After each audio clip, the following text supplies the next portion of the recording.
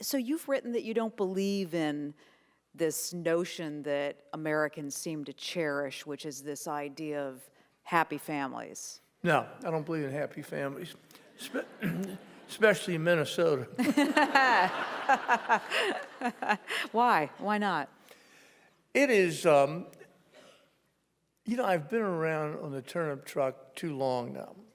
And, when anybody, I think I even mentioned in this book, I was signed in Atlanta, and the best looking couple I'd ever seen, come up, get a book signed. They're young. He looks like he's going to be governor of Georgia someday. She looks like she's going to be queen of the earth. And they both have been president of their sorority and fraternity at the University of Georgia. So I'm talking to them, and so the guy who was so good looking, it hurt. He looks down at me and he says pathetically toward me, or I seem pathetic toward him. He said, "God, your family's crazy, aren't they?" So I said, in the spirit of the moment, I said, "Yeah, they are. How's yours, pal?" And he says, "Oh, my family's perfect. My family's wonderful. My family's, they came over with the first settlers of Georgia. They're aristocratic." I said, "Great. Now be honest. And you all can play this game too, audience. Also back there in steerage, you can play this game." That is not steerage. Okay. There might be an uprising here, Pat. If So I said, y'all can play this right along with it. I said to this beautiful guy, I said, "All right, how far do we have to go to get to the first crazy in your family? Dad, mom, brother, sister, uncle, aunt?" Usually we don't have to go any further, ladies and gentlemen. Usually, sometimes I have to, head for the cousins, but not often. It doesn't happen that often. And I'm always suspicious when somebody has to tell me they have a happy family. Why? That is one that I always, and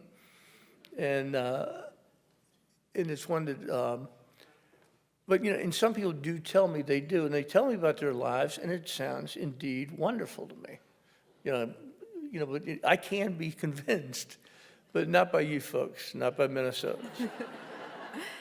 So why do you think Americans hold on to the idea of that so closely? Well, I think they want it so badly for themselves, for their children, for their marriages. I always wanted. I've been married 85 times, what I wanted for myself was a good marriage, and I don't think it's natural coming from a family that there was so much trouble as my parents had with each other.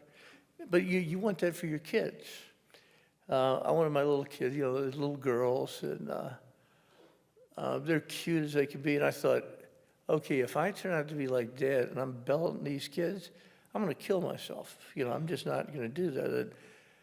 A nice woman I married, I'm going to hit her in the face. Why would I do that? And so I was trying desperately not to be, and I think a lot of us do that. We see what we want, or what we wanted for ourselves. We want to apply that to our lives. So when we are dying, we can have, that was a good life I lived. That was not bad. It didn't work out the way I wanted it exactly, but it's pretty good. And at least I didn't do what Mom and Dad did. That's always been very important to me. But of course, I watch my girls raise their children, and I can't even stand it when the girls rebuke one of my grandchildren. And I said, "My poor grandchild, I have no idea how I raised such a monster." But she did not get that from me. I want you to know.